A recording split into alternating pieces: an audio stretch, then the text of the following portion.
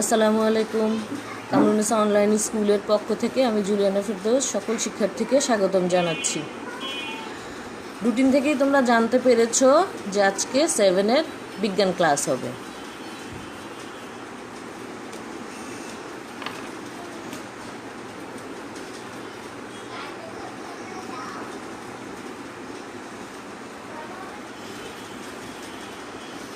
আমরা যে জীবন ধারণ করি, যখন আমরা শ্বাস ত্যাগ করি তখন আমরা কার্বন ডাইঅক্সাইডকে বের করে দিই, অক্সিজেনকে গ্রহণ করি। এই যে অক্সিজেন আর কার্বন ডাইঅক্সাইডের বিনিময়, এটার সাথে একটা শব্দ সম্পর্কিত। আশা করি সবাই সেই শব্দটা জানো।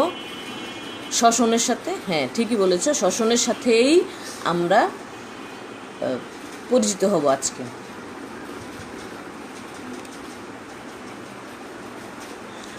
শ্বসন একটি দহন প্রক্রিয়া। এই প্রক্রিয়ায় অক্সিজেন দ্বারা খাদ্য জারিত হয়ে শক্তি নির্গত হয়। এই শক্তি আমাদের কী কাজে লাগে? এই শক্তি আমাদের বিভিন্ন শারীরবৃত্তীয় কাজে ব্যবহৃত হয়। তেল ছাড়া যেমন গাড়ি চলে না, এরকম শক্তি ছাড়াও আমাদের শরীর অকেজো হয়ে যাবে। শারীরবৃত্তীয় কাজ বলতে কি বোঝায়? শারীরবৃত্তীয় কাজগুলো হলো খাদ্য গ্রহণ, চলন, রেচন, বৃদ্ধি, জনন ইত্যাদি। এই সমস্ত কাজে আমাদের এই শ্বসন থেকে উৎপন্ন শক্তিটি ব্যবহৃত হয়। আচ্ছা, তাহলে শ্বসনের সংজ্ঞাটা আমরা একটু বইয়ের ভাষায় দেখি।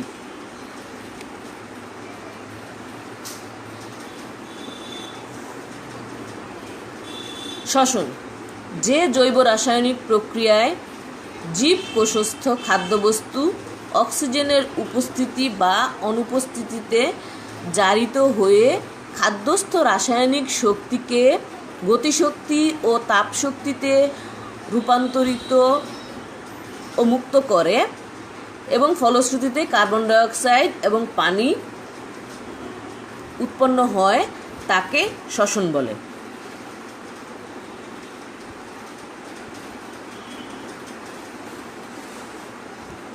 এখন প্রশ্ন আসতে পারে যে শ্বসন শুধু মানব দেহেই হয়? না, শ্বসন জীব দেহে সংগঠিত হয়। জীবদেহ বলতে কি বোঝায়? উদ্ভিদ, প্রাণী সব যাদের জীবন আছে সেটাই জীব। উদ্ভিদের আমাদের যেমন একটা নির্দিষ্ট অঙ্গ আছে শ্বসনের জন্য, ফুসফুস। উদ্ভিদের ক্ষেত্রে কিন্তু কোনো নির্দিষ্ট অঙ্গ নাই। পাতায় হয় শ্বসন পত্ররন্ধ্র দ্বারা, কাণ্ডে লেন্টিসেল দ্বারা এবং অন্তঃকোষের মাধ্যমেও বায়ু দেহাভ্যন্তরে প্রবেশ করে। পানিতে নিমজ্জিত উদ্ভিদগুলোর সমগ্র দেহতলের সাহায্যে অক্সিজেন শোষণ করে।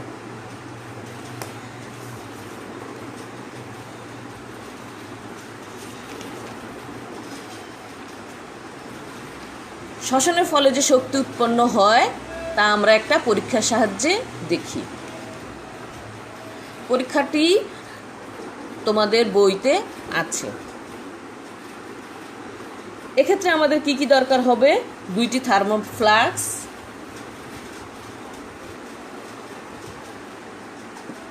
দুইটা থার্মোমিটার। যেহেতু দুইটা থার্মোফ্লাক্স লাগতেছে সেহেতু দুইটা থার্মোমিটার, অঙ্কুরিত ছোলা বীজ, পানিতে সেদ্ধ ছোলা বীজ এবং এই যে থার্মোফ্লাক্সটার মুখে একটা রাবারের ছিপি, যেটা একটা ছিদ্রযুক্ত থাকবে থার্মোমিটারটা এই থার্মোফ্লাক্সে প্রবেশ করানোর জন্য। একটা থার্মোফ্লাক্সে সিদ্ধ ছোলা নেওয়া হলো আর একটা অঙ্কুরিত ছোলা। অঙ্কুরিত ছোলা মানে ভিজায় রাখলে পরে যে একটুখানি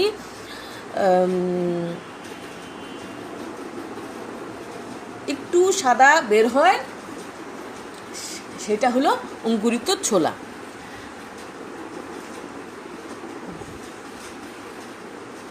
কিছুক্ষণ পর দেখা যাবে যে জীবন্ত অঙ্কুরিত ছোলাগুলো যে থার্মোফ্লাক্সে আছে সেই থার্মোফ্লাক্সের থার্মোমিটারের তাপমাত্রা কিছুটা বেড়ে যাচ্ছে,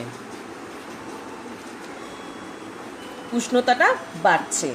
এই বাড়ার এবং সিদ্ধ যে থার্মোফ্লাক্সটা থাকবে সেটাতে কোনো পরিবর্তন হয় নাই, কারণ সেটা সজীব না। অঙ্কুরিতটা হলো সজীব।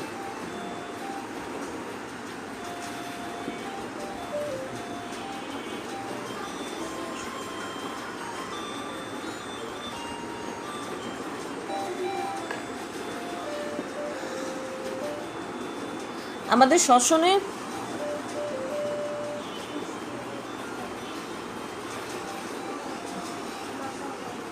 শ্বসনের সাথে যে অঙ্গ প্রত্যঙ্গ জড়িত তার সাথে আমরা পরিচিত হব। ছবিটা তোমাদের বইতে আছে।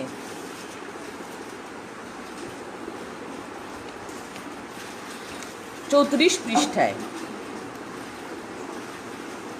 এখানে দেখো শ্বসনের সাথে কি কি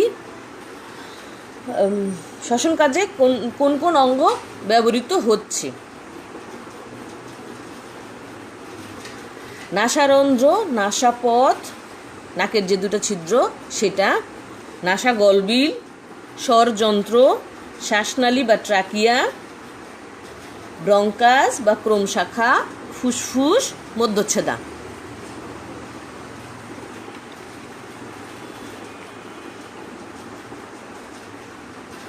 নাসারন্ধ্র দেখো, এই ছিদ্র দিয়ে অক্সিজেনটা প্রবেশ করার পরে এখানে নাসা গলবিলে আসে। এরপরে গলবিল আর শ্বাসনালী এর মধ্যে হলো স্বরযন্ত্র। গলবিল এবং শ্বাসনালীর সংযোগস্থলে স্বরযন্ত্র অবস্থিত। স্বরযন্ত্রে স্বর সৃষ্টিকারী ভোকাল কর্ড থাকে। এখানে এটার মুখে একটা ঢাকনা থাকে। এই ঢাকনাটা যখন আমরা খাদ্য গ্রহণ করি তখন খুলে যায়, আবার যখন শ্বাস গ্রহণ করি তখন খুলে যায়। যখন খাদ্য গ্রহণ করি তখন এটা স্বরযন্ত্রটা ঢেকে থাকে, আর শ্বাস গ্রহণ করার সময় এটা খুলে যায়। শ্বাসনালী, খাদ্যনালীর সম্মুখে অবস্থিত স্বরযন্ত্র থেকে শুরু করে ক্রোম শাখা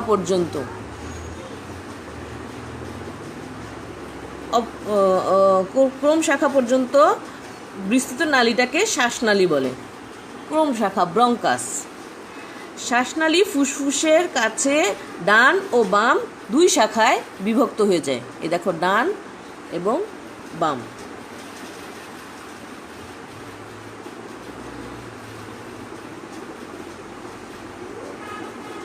এদেরকে ডান ক্রমশাখা বা বাম ক্রমশাখা বলে।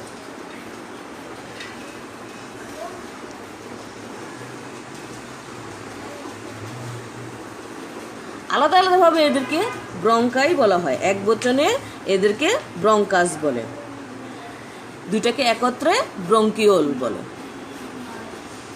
ব্রঙ্কায়ের গঠন শ্বাসনালীর মতো। এরপর আসো ফুসফুস। বক্ষগহ্বরের ভিতরে দুইটি ফুসফুস হৃৎপিণ্ডের দুই পাশে অবস্থিত। হৃৎপিণ্ড এর দুই পাশে অবস্থিত। ডান পাশের ফুসফুসটি বাম পাশের ফুসফুসের চেয়ে সামান্য বড়।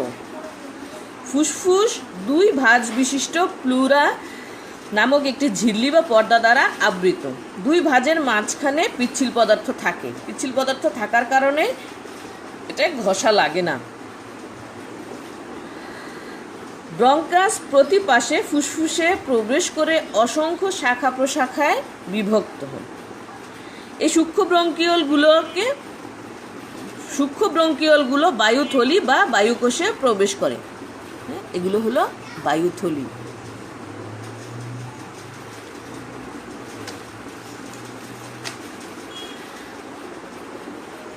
আমাদের স্বাভাবিক কার্যক্রম এখন ব্যাহত হচ্ছে, যার কারণ হলো করোনা ভাইরাস। আমরা জানি যে এটা আমাদের শ্বাসনালীতে আক্রমণ করে। শ্বসনের সাথে শ্বাসনালী, ফুসফুস এগুলো খুব বেশি সম্পর্কিত। তোমরা যাতে এই রোগ নিয়ে বেশি আতঙ্কিত না হও, মানে আতঙ্কিতই না হও, সেজন্যই আজকে শ্বসন দিয়েই শুরু করা হচ্ছে ক্লাস।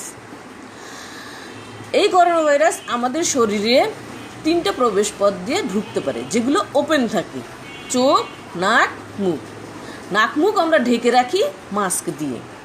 চোখে এক ধরনের চশমা ইউজ করা হয় যাতে বাইরে থেকে কোনো কিছু আমাদের চোখে প্রবেশ করতে না পারে। আমাদের এই শ্বাসনালীতে ভাইরাস প্রথমে আক্রমণ করে।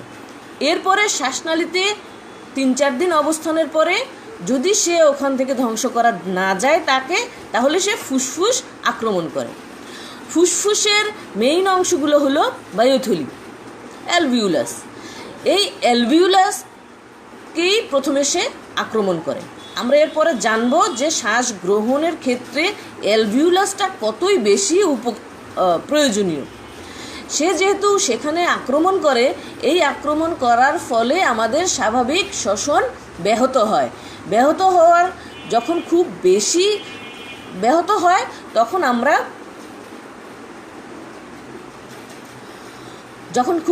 ব্যাহত হয় তখন শ্বাসকষ্ট শুরু হয়ে যায় রোগীর। আচ্ছা, যে শ্বসনতন্ত্রের বর্ণনা এতক্ষণ আমরা দেখলাম, এখন একটা ভিডিওর মাধ্যমে আসো দেখি। তার আগে একটা প্রবাহ চিত্র আছে, তোমাদের বইতেই আছে 36 পৃষ্ঠায়। সেই প্রবাহ চিত্রটা আমরা একটু দেখি, তাহলে আমাদের শ্বসনতন্ত্র সম্পর্কে যে ভিডিওটা দেখব সেটা বুঝতে অনেকটাই সহজ হবে। দেখো প্রবাহ চিত্রটা, নিজের বইয়ের দিকে একটু খেয়াল করো। 2টা অ্যারো, একটা যাচ্ছে একটা আসছে। নাসারন্ধ্র থেকে প্রথমে অক্সিজেনটা নাসাপথে যায়, নাসাপথ থেকে নাসাগলবিল, নাসাগলবিল থেকে ট্রাকিয়া, ট্রাকিয়া থেকে ব্রঙ্কাস, ব্রঙ্কাস থেকে ব্রঙ্কিওল, ব্রঙ্কিওলে যে অ্যালভিউ বা বায়ুথলি সেখানে। এখানে অক্সিজেন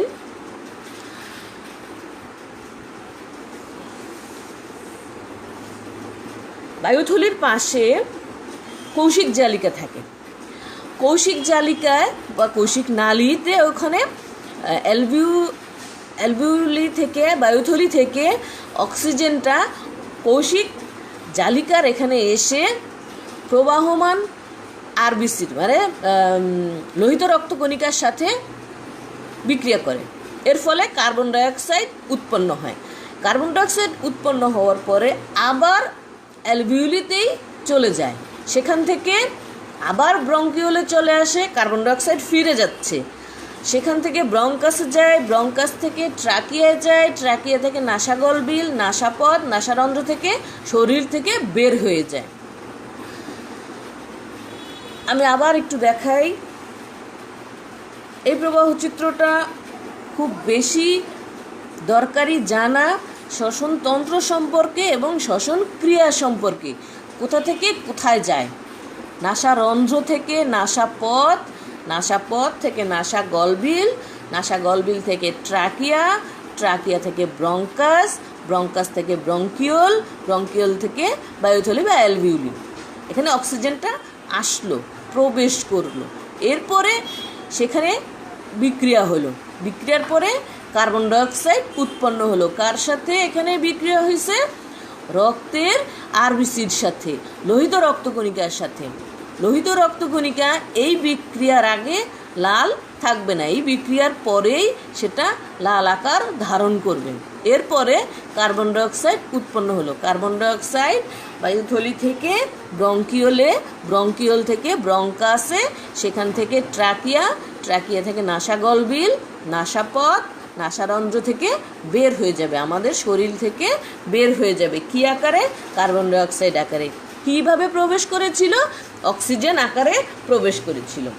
এখানে একটা দরকারি জিনিস হলো মধ্যচ্ছেদা। এই মধ্যচ্ছেদা সংকোচন আর প্রসারণের মাধ্যমেই অক্সিজেন গ্রহণ এবং কার্বন ডাইঅক্সাইড ত্যাগ হয়। আমরা সাধারণত বলি নিঃশ্বাস প্রশ্বাস। এটাতে বোঝা যায় যে নিঃশ্বাস মনে হয় অক্সিজেন গ্রহণ আর প্রশ্বাস কার্বন ডাইঅক্সাইড ত্যাগ। আসলে ঠিক না। প্রশ্বাস হলো কার্বন ডাইঅক্সাইড প্রশ্বাস হলো অক্সিজেন গ্রহণ এবং নিঃশ্বাস হলো কার্বন ডাই অক্সাইড ত্যাগ।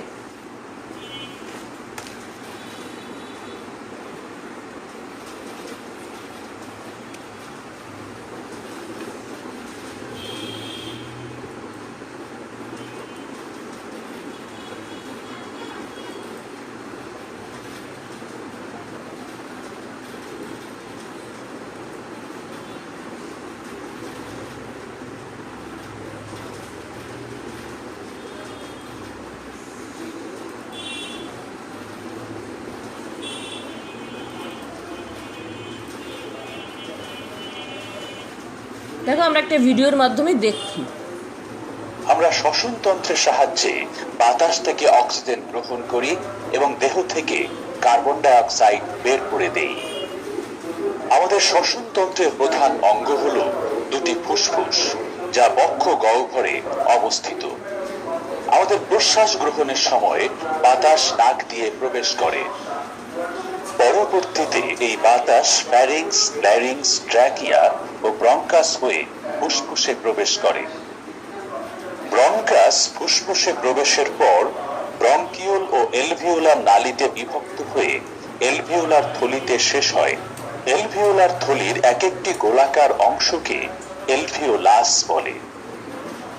প্রতিটি এলভিওলাস সূক্ষ্ম কৈশিক জালক দ্বারা আবৃত থাকে। এখানেই অক্সিজেন ও কার্বন ডাই অক্সাইডের বিনিময় ঘটে। ফুসফুসের নিম্নে বক্ষ ও উদরকে বিভক্তকারী একটি পর্দা রয়েছে, যার নাম ডায়াফ্রাম। এই ডায়াফ্রাম আমাদের প্রশ্বাস গ্রহণ ও নিঃশ্বাস ত্যাগে সাহায্য করে।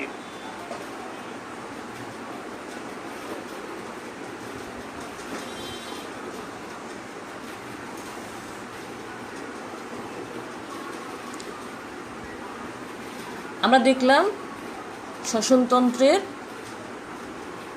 গঠনটা। এখন দেখি শ্বসন ক্রিয়া কিভাবে কাজ করে। এখন পর্যন্ত তো এতটুকু ক্লিয়ার হয়ে গেছে আশা করি মেয়েদের কাছে। তারপরও যদি কোনো কোশ্চেন থাকে তোমরা করতে পারো।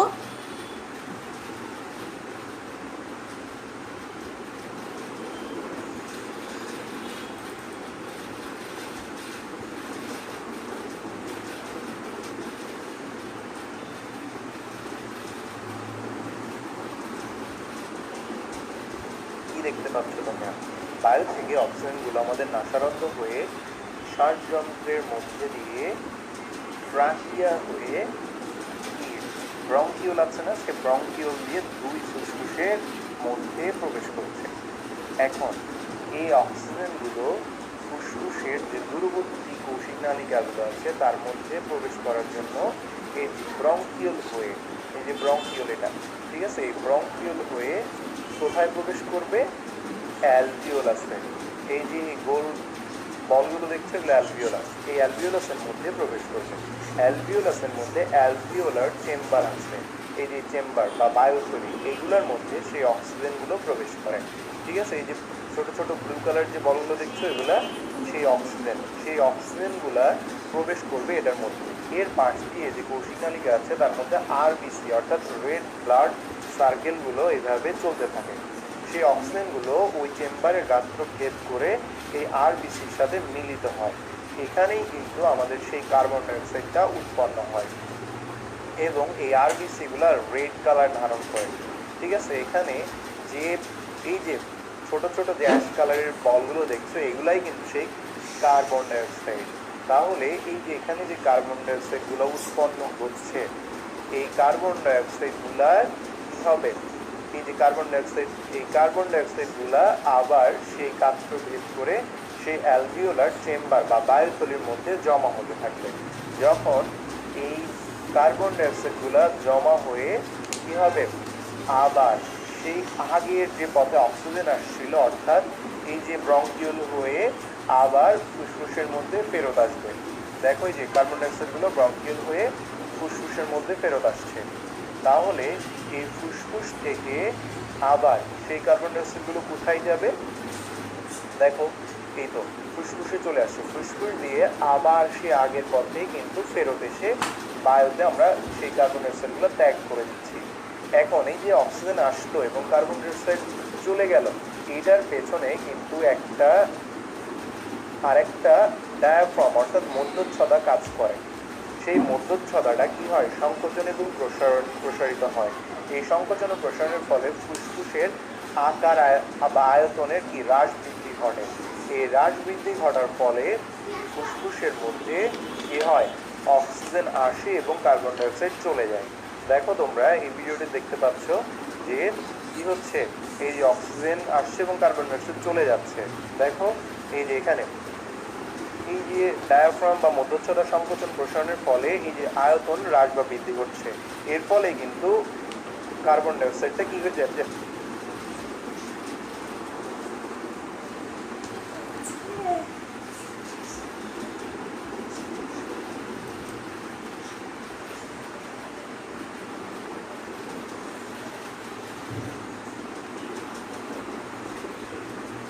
তাহলে শ্বাস গ্রহণ ও ত্যাগের সময়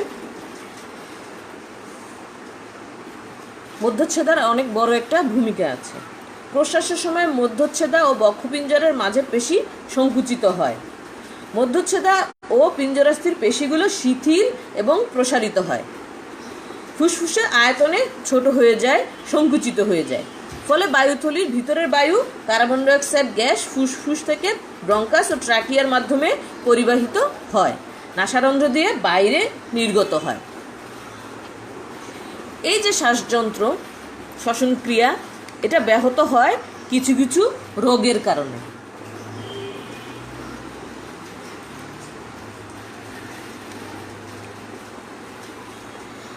শ্বসনতন্ত্রের বিভিন্ন রোগগুলো দেখো: যক্ষা, নিউমোনিয়া, ব্রঙ্কাইটিস, হাঁপানি বা অ্যাজমা।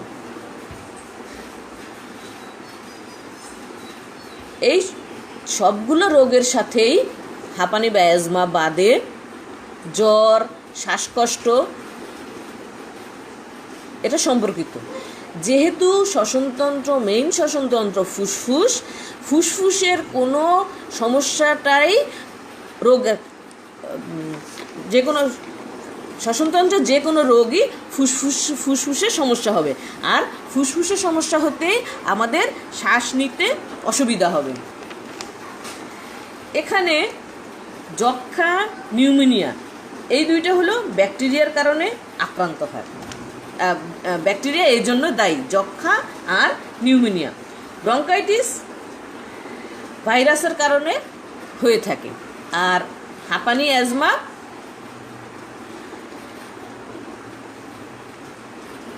তাহলে যক্ষা আর নিউমোনিয়া হলো ব্যাকটেরিয়া, ব্রঙ্কাইটিস হলো এক ধরনের ভাইরাস, এবং হাঁপানি বা অ্যাজমা এটা হলো বংশগত কারণে, অথবা ঠান্ডা লাগলে, অথবা ধুলাবালির মাধ্যমে, অথবা ফুলের রেণু প্রবেশ করলে এইটা এই সমস্যাটা হতে পারে। যক্ষার লক্ষণগুলি একটু দেখো, দেহের ওজন কমবে। তাহলে মেইন কথা হলো, এইটা যেহেতু ফুসফুসের রোগ, এইটা যেহেতু শ্বসনতন্ত্রের রোগ, সেহেতু ফুসফুসের সমস্যাটাই মেইন সমস্যা। ফুসফুসের সমস্যা কীভাবে হবে? জ্বর থাকবে, শ্বাসকষ্ট থাকবে। তাহলে যক্ষার লক্ষণগুলি একটু দেখি। দেহের ওজন কমতে থাকে, শরীর দুর্বল হয়ে পড়ে, খুসখুসে কাশি থাকে, কখনো কাশির সাথে রক্ত পড়তে পারে, কফ পড়তে পারে, বিকালের দিকে জ্বর হয়, পিঠে ব্যথা হয় ইত্যাদি। প্রতিষেধক হিসেবে যক্ষার জন্য বিসিজি টিকা দেওয়া হয়। জন্মের পর থেকে 1 বছরের মধ্যে এই টিকা দিয়ে দেওয়া হয়। যক্ষা রোগীকে সাধারণত আলাদা রাখা হয়।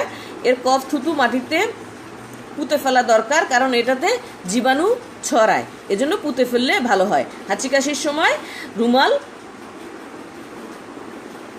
ব্যবহার করা ভালো।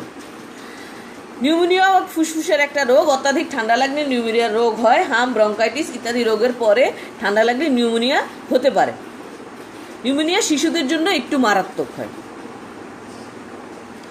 লক্ষণ একই: কাশি, শ্বাসকষ্ট, শ্বাস নেওয়ার সময় নাকের ছিদ্র বড় হয়ে যায়, বেশি জ্বর হয়, রোগী বুকে ব্যথা অনুভব করে। এক্ষেত্রে ডাক্তারের পরামর্শ নেওয়া উচিত। এছাড়া বেশি করে পানি, তরল খাবার ইত্যাদি খাওয়ার দরকার।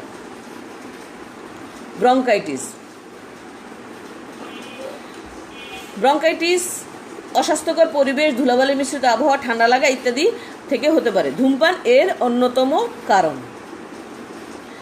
লক্ষণ হলো কাশি এবং শ্বাসকষ্ট হয়, কাশির সাথে কফ পড়ে, জ্বর হয়, রোগী ক্রমান্বয়ে দুর্বল হতে থাকে।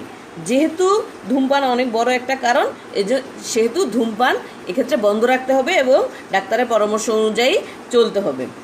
হাঁপানি বা অ্যাজমা ছোঁয়াচে বা জীবাণুঘটিত রোগ নয়। এটার কারণটা আগেই বলা হয়েছিল, তবু আমি আবার বলছি। বিশেষ করে কোনো খাবার, অ্যালার্জিজনিত কোনো খাবার, বাতাসে উপস্থিত ধুলাবালি, ফুলের রেণু ইত্যাদি ফুসফুসে প্রবেশ করলে এই ধরনের সমস্যা হতে পারে। এটার লক্ষণ হলো শ্বাসকষ্ট বেড়ে যাবে, শ্বাসকষ্টে দম বন্ধ হওয়ার মতো হবে, রুগী জোরে জোরে শ্বাস নেওয়ার চেষ্টা করবে, ফুসফুসের বায়ুথলি ঠিকমতো অক্সিজেন সরবরাহ হয় না, বাধাগ্রস্ত হয়, যার ফলে রুগীর এরকম কষ্ট হয়। কাশির সাথে কখনো কফ বের হইতে পারে। এক্ষেত্রে জ্বর থাকে না, রুগী দুর্বল হয়ে পড়ে। প্রতিকার হিসেবে সে যে সমস্ত সমস্যার কারণে তার এই সমস্যাটা হয়, যে সমস্ত কারণে এই সমস্যাটা হয় রুগীর, সেই সমস্ত কারণ থেকে সে দূরে থাকবে। এছাড়া ডাক্তারের পরামর্শ অনুযায়ী চলবে। ধূমপান অবশ্যই পরিহার করতে হবে। ধূমপানটা ডাইরেক্ট আমাদের ফুসফুসে ক্ষতি করে।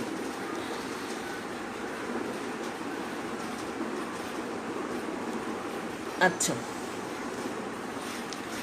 আমাদের এই আলোচনার পরে যেহেতু সৃজনশীল প্রশ্ন পদ্ধতিতে আমাদের পরীক্ষা নেওয়া হয়, তোমরাও দিয়ে থাকো, সৃজনশীল উদ্দীপক দিয়ে 4টা প্রশ্ন দেওয়া একটু সমস্যা হয়ে যায়। এই কারণে বইয়ের যে সৃজনশীল আছে সেটার সাথে মিলিয়ে একটু প্রশ্ন লিখে নাও। বাড়ির পড়া। 1.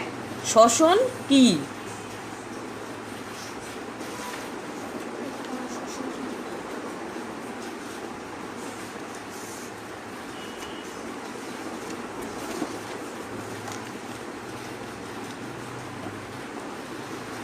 নিউমোনিয়া একটি মারাত্মক রোগ কেন?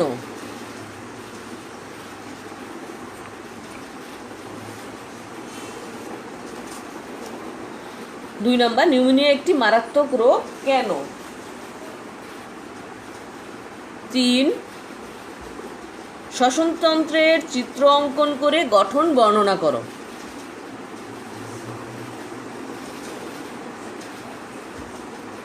আমি আবার বলছি, শ্বসনতন্ত্রের চিত্র অঙ্কন করে এর গঠন বর্ণনা করো। এই প্রশ্নটা লেখার সময় ছবিটা আঁকার পরে অক্সিজেন, কার্বন ডাইঅক্সাইডের ব্যাপারটা খুব একটা বেশি আসবে না, শুধু শ্বসনতন্ত্রের যে অঙ্গগুলো জড়িত সেই অঙ্গগুলোর বর্ণনা দিলেই হবে।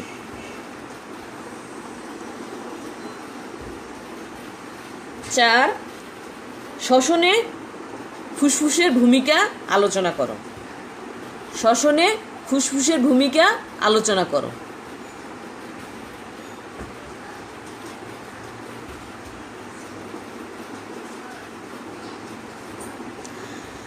যেহেতু সংসদ টিভিতেও ক্লাস তোমাদেরকে দেখতে বলা হয়েছে এবং আমাদের ক্লাসও দেখো তোমরা, বাড়ির কাজ 2টা হয়ে যাচ্ছে। এরকম অনেকে প্রশ্ন করছে যে কোনটা করব। যে কোশ্চেনটা কমন হয়ে যাচ্ছে, যদি সংসদ টিভিতে এই চ্যাপ্টার পড়ানো হয়ে যায়, কমন কোশ্চেনগুলি বাদ দিয়ে অন্যটা বাড়ির কাজ করবা। 2টা বাড়ির কাজই করতে হবে, 2টা বাড়ির কাজই করবা।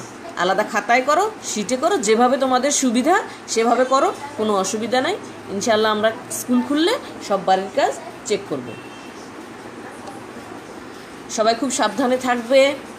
রুটিন আগে দিয়ে দেওয়া হয়, রুটিনটা চেক করে সুন্দর করে ক্লাসগুলি দেখবে। ক্লাসের সময় নিজেরা কথা বলবে না। আমি আজকে কমেন্টসগুলি খেয়াল করলাম, নিজেরা কোনো কথা বলো নাই। থ্যাংক ইউ, খুব খুশি হয়েছি। সুন্দর করে বাড়ির কাজগুলি করে পড়াটা রেডি করে রাখো।